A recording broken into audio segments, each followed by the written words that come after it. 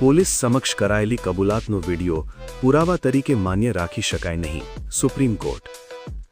Supreme કોર્ટે એક મહત્વપૂર્ણ ચુકાદામાં સ્પષ્ટ કર્યું છે કે પોલીસ કસ્ટડીમાં આપેલા કબૂલાતી અથવા સ્વૈચ્છિક નિવેદન તથા તેની વિડિયોગ્રાફી આધારે આરોપીને દોષિત ઠરાવી શકાય નહીં, જો અન્ય કાયદેસર અને વિશ્વસનીય પુરાવા હાજર ન હોય.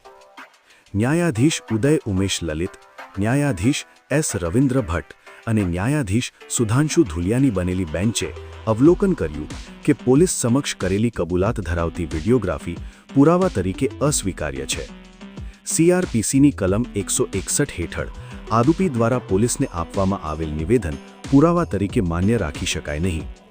કોર્ટે સ્પષ્ટ કર્યું કે ભારતના બંધારણના આર્ટિકલ 20(3) હેઠળ આરોપીને પોતાની વિરુદ્ધ સાક્ષી બનવા માટે ફરજ પાડી શકાય નહીં, તેમજ ભારતીય પુરાવા અધિનિયમ 1872ની કલમ 25 હેઠળ પોલીસ અધિકારી સમક્ષ આરોપી દ્વારા આપવામાં આવેલ કબૂલાત નિવેદન પુરાવા તરીકે માન્ય રાખી શકાય નહીં. સુપ્રીમ કોર્ટે હત્યા કેસમાં દોષિત ઠેરવવાનો નિર્ણય રદ કરતા નોંધ્યું કે ટ્રાયલ કોર્ટ અને એપેલેટ કોર્ટ બંનેએ આરોપીઓના સ્વૈચ્છિક નિવેદનો અને તેમના વિડિયોગ્રાફી નિવેદનો પર આધાર રાખવામાં સંપૂર્ણપણે ભૂલ કરી છે, તેમજ પુરાવાની કાયદેસર કસોટી કરવામાં નિષ્ફળ નીવડી છે. આ પ્રકારની તપાસ અને અભિગમ ન્યાય પ્રણાલીને હાનિકારક છે.